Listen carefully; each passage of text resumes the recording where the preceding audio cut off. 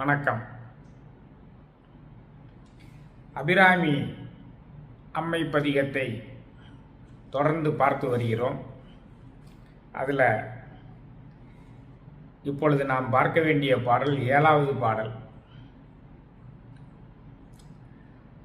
அதாவது உலக துன்பங்களில் இருந்தெல்லாம் விடுபடுவதற்கு உதவக்கூடிய பாடல். உலக துன்பங்கள் என்றால் என்ன? இந்த பிறவியில் நாம் அனுபவிக்கின்ற இன்ப துன்பங்களில் இருந்தும் நிரந்தரமான பிறவி பிணியிலிருந்தும் நம்மளை விடுவிக்குவதற்காக காத்திருக்கக்கூடிய பாடல் தான் இது. இந்த பாடல்களை எல்லாம் நாம் வாழ்நாளில் பாடிக்கொண்டு இருந்தால் நிச்சயமாக இறைவனுடைய சிவகதியை அடையலாம். ஏனென்றால் அபிராமி பட்டர் இந்த பாடல்கள் 100 பாடல்கள் நிறைவடைவதற்குள் இறைவனுடைய இருப்பிடத்தில் சென்று நிரந்தரமாக தங்கிவிட்டார். ஆக இந்த அற்புதமான அவர்கள் திருவாயால் அருளப்பெற்ற இந்த பாடல்களையெல்லாம் நாம் இந்த பிறவியில் பாடுவது, பேசுவது, கேட்பது நாம் செய்த முன்வினை பயன் என்று கருதினால் அது மிகையாகாது. இந்த பாடல் என்ன சொல்லுது? ஆரம்பமே பாருங்க. ததியுரு மத்தில் சுழலும் என் ஆவி, ததியுரு மத்தில் சுழலும் என் ஆவி, தளர்விலதோர் கதியுரு வண்ணம் கருது கண்டாய், கமலாலயனும் மதுயுரு வேணி மகிழ்னனும் மாலும் வணங்கி என்றும் துதியுரு சேவடியாய் சிந்துரானன சுந்தரியே, துதியுரு சேவடியாய் சிந்துரானன சுந்தரியே. சிவனும் மாலும் பிரம்மனும் எப்பொழுதும் வணங்கிக் கொண்டிருக்கின்ற திருவடியை உடையவளே, சிவந்த குங்குமம் அணிந்த அழகிய முகத்தை உடைய அழகியே சுந்தரியே.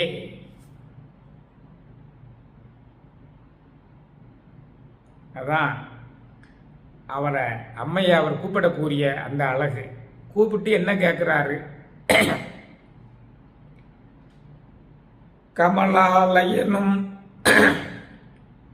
மதியுருவேணி மகிழ்னனும் மாலும் வணங்கி என்றும் துதியுரு சேவடியாய் செந்துரானன சுந்தரியே. இந்த திருமாலும் சிவனும் பிரம்மனும் என்னைக்குமே உன்னை வணங்கி கொண்டிருக்கின்ற திருவடியை உடைய சிவந்த குங்குமம் அணிந்த அழகிய முகத்தை உடைய அழகியே சுந்தரியே அப்படின்னு கூப்பிடுறாரு. இப்போ அன்பர்களுக்கெல்லாம் ஒரு சந்தேகம் வரும். சிவன் ஏன் போய் இந்த அபிராமியை வணங்க வேண்டும்? திருமால் போய் ஏன் வணங்க வேண்டும்? பிரம்மன் போய் ஏன் வணங்க வேண்டும் என்பதை சொல்கிறேன். சைவ சித்தாந்தத்தை நாம் நுணுக்கமாக அறிய வேண்டும். இப்போ அவர் என்ன கேட்கிறாரு? ததியுரு மத்தில் சுழலும் என் ஆவி. ஒரு பானை நிறைய தயிர் இருக்கிறது. அது தயிர் மத்தை போட்டு அப்படியே நம்ம கடைகிறோம். கடையும் பொழுது அந்த தயிர் துளி அங்கும் இங்கும் அலமோதி அது வெண்ணெயாக திரண்டு வரும். அதை போல என்னுடைய உயிரானது இந்த உடம்பு என்ற பாத்திரத்தில் இருந்து உடம்பை விட்டு போகுது, உடம்புக்குள்ள வருது, உடம்பை விட்டு போகுது, உடம்புக்குள்ள போகுது. அந்த மாதிரி துன்பப்பட்டு கொண்டிருக்கிறதே, இதை நீ பார்த்து கொண்டிருக்கிறாயே, இதிலிருந்து என்னை கடை தேற்றுவதற்கு வழி செய்ய மாட்டாயா அப்படின்னு கேட்கிறார். துதியுரு மத்தில் சுழலும் என் ஆவி, தளர்விலதோர் கதியுரு வண்ணம் கருது கண்டாய். என்னுடைய உடம்புக்குள்ள இந்த உயிரானது மிகவும் அல்லல் பட்டு துன்பப்பட்டு இந்த தயிர் கடைவது போல இந்த பாச வினைகளினால் அது அல்லல்பட்டு துன்பப்பட்டு துயரப்பட்டு இந்த உடம்பை விட்டு போகுது, பிறகு வேற ஒரு உடம்புக்குள்ள வருது, போவதும் வருதுமாய் அல்லல் பட்டு கொண்டிருக்கிறதே, இதை தளர்வில்லதோர் கதியுர் வண்ணம் நீ கருது கண்டாய். இதிலிருந்து என்னை காப்பாற்றுவதற்கு நீ எண்ணம் வைக்க மாட்டாயா? எண்ணம் வைக்க மாட்டாயா? நீ எண்ண மாட்டாயா? என்னை காப்பாற்ற உதவ மாட்டாயா? கமலாலயனும் தாமரை மலரில் வீட்டிருக்கின்ற பிரம்மனும் மதியுரு வேணி மகிழ்னனும் அழகான பிறைச்சந்திரத்தை அழிந்து கொண்டிருக்கக்கூடிய அந்த சிவனும் திருமாலும் வணங்கி என்றும் துதியுறு சேவடியாய் சிந்துரானன சுந்தரியே, என்னைக்குமே உன்னைய வணங்கி கொண்டிருக்கின்ற திருவடியை உடையவளே, தைர்மத்தில் அகப்பட்டு கொண்டு துன்பப்படுவதைப் போல இந்த உடம்பில் அகப்பட்டு கொண்டு என்னுடைய உயிர் துன்பப்படுவதிலிருந்து நீ கருதக்கூடிய உடம்பில் அகப்பட்டு கொண்டு துன்பப்படுகின்ற அந்த நிலையிலிருந்து என்னை காப்பாற்ற நீ திருவுள்ளம் கொள்ள மாட்டாயா அபிராமியே? சிவந்த குங்குமம் அணிந்த முகத்தை உடைய அழகியே என்று கேட்கிறார். இப்போ அன்பர்களுக்கெல்லாம் ஒரு சந்தேகம் வரும். ஏன் கமலாலயனும் மதியுரு வேணி மகிழ்னனும் மாலும் அம்மையே வணங்கி கொண்டே இருக்க வேண்டும்? பலமுறை நாம் சொல்லி வந்தாலும் இப்பொழுதுதான் புதிதாக இதை பார்க்க ஆரம்பிப்பவர்களுக்காக மீண்டும் ஒரு முறை சொல்கிறேன். உலகத்தில் நிலையானது ஒன்றே ஒன்று, அது ஆதிசிவன். நல்லா தெரிஞ்சுக்கிடுங்க. ஒன்றே ஒன்றானது எது? ஆதிசிவன். அந்த சிவனில் பாதி ஆதிசக்தி. இதுதான் நிலையானது. ஆதிசிவன் ஆதிசக்தி நிலையானது, யுகங்களை கடந்து வாழக்கூடியது. ஒவ்வொரு யுகமும் தோற்றுவிக்கப்படும் பொழுது உலகத்தில் வேதங்கள் தோற்றுவிக்கப்படுகின்றன, மொழிகள் தோற்றுவிக்கப்படுகின்றன, உயிர்கள் தோற்றுவிக்கப்படுகின்றன. ஒவ்வொரு யுகமும் முடிவடையும் பொழுது அவை அனைத்துமே அந்த ஆதிசிவனில் ஒடுக்கப்படுகின்றன. ஆதிசிவனில் பாதியாக இருக்கிறதுனால ஆதிசிவன் ஆதிசக்தியில் ஒடுங்கப்படுகின்றன. இவ்விதமாக கிருதயுகம், திரேதாயுகம், துவாபர யுகம், இப்பொழுது கலியுகம் நடந்து கொண்டிருக்கிறது. கலியுகம் 4,32,000 வருஷம்னு சொல்லியிருக்கோம். அதில் 5,150 வருஷம் தான் போயிருக்கு. அப்போ இந்த கலியுகம் தோன்றும் பொழுதும் இதே மாதிரி இறைவன் இந்த பிரபஞ்சத்தை தோற்றுவித்தான். நிலம், நீர், நெருப்பு, காற்று, ஆகாயம் அனைத்தையும் தோற்றுவித்தான். உயிரினங்களை தோற்றுவித்தான், மொழிகளை தோற்றுவித்தான், வேதங்களை தோற்றுவித்தான்.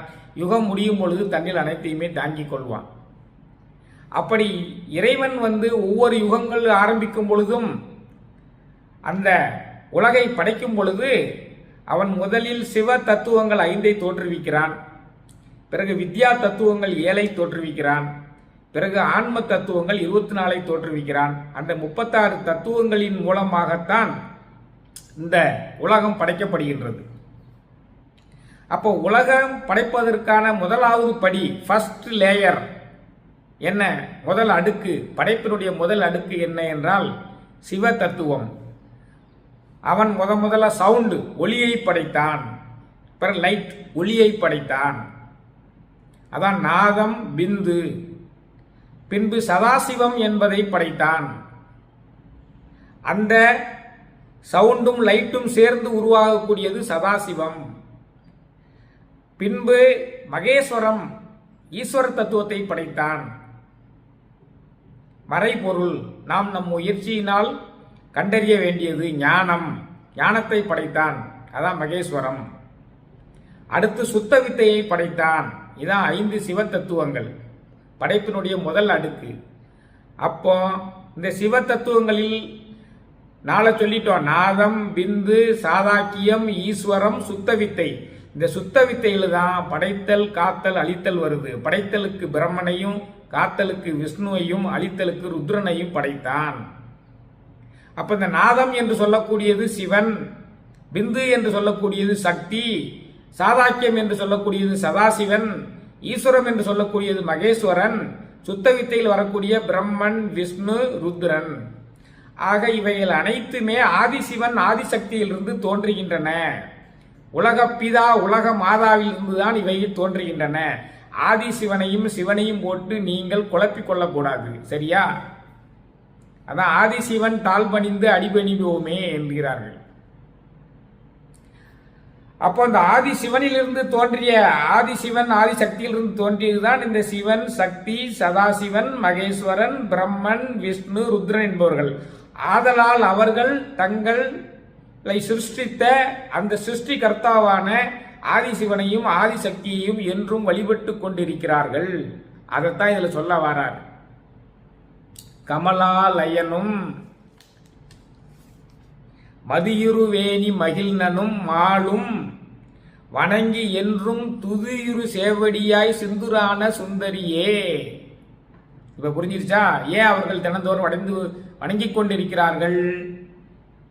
சிவனும் பிரம்மனும் மாளும் சிவ தத்துவங்களான இவர்கள் தங்களால் தங்களை சிருஷ்டித்த ஆதிசக்தியான ஆதிசிவனில் ஒன்றாக இருக்கக்கூடிய அந்த அபிராமியை தினமும் வணங்கிக் கொண்டிருக்கிறார்கள். அப்படிப்பட்ட திருவடியை உடைய சிவந்த குங்குமமடைந்த அழகிய முகத்தை உடைய அழகியே, ததியுரு மத்தில் சுழலும் என் ஆவி தளர்விலதோர் கதியுரு வண்ணம் கருது கண்டாய். பானையில் வைக்கப்பட்டுள்ள தயிர் கடையும் பொழுது எவ்விதமாக எல்லாம் துன்பப்படுகிறதோ அதில் போல நான் இந்த உடம்பாகிய பானையில இந்த உயிராகிய என்னுடைய உயிராகிய ஆன்மா மேலும் கீழும் சென்று கொண்டு பிறந்து கொண்டும் இறந்து கொண்டும் பிறந்து கொண்டும் இறந்து கொண்டும் இருக்கிறது. இதிலிருந்து என்னை காப்பாற்றுவதற்கு நீ திருவுளம் கொள்ள மாட்டாயா? பிரம்மனும் திருமாலும் சிவனும் தினந்தோறும் வணங்குகின்ற திருவடியை உடையவளே, அழகிய குங்குமம் அணிந்த சுந்தரியே, என்னை இந்த பிறவிப்பணியிலிருந்து காக்க மாட்டாயா என்பதுதான் இந்த பாடல்.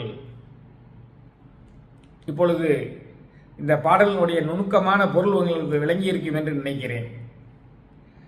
ததியுருமத்தில் சுழலும் என் ஆவி தளர்விலதோர் கதியுரு வண்ணம் கருது கண்டாய். கமலாலயனும் மதியுருவேணி மகிழ்னனும் மாளும் வணங்கி என்றும் துதியுரு சேவடியாய் சிந்துரானன சுந்தரியே என்பது இந்த பாடல். பிறவி பிணியிலிருந்து நம்மை எல்லாம் விடுவிக்கக்கூடிய தன்மையுடையது இந்த பாடல். மற்றும் ஒரு அபிராமி அம்மை பதியத்தை எடுத்துக்கொண்டு விரைவில் உங்களை சந்திக்கிறேன். வான்மையில் வளாது பெய்க, மலிவளம் சுரக்க, மன்னன் கோன்முறை அரசு செய்க, குறைவிலாது உயிர்கள் வாழ்க, நான்மறை அறங்கள் ஓங்க, நற்றவம் வேள்வி மல்க, மேன்மைகொள் சைவ நீதி விளங்குக உலகமெல்லாம், மேன்மைகொள் சைவ நீதி விளங்குக உலகமெல்லாம், மேன்மைகொள் சைவ நீதி விளங்குக உலகமெல்லாம். நன்றி, வணக்கம்.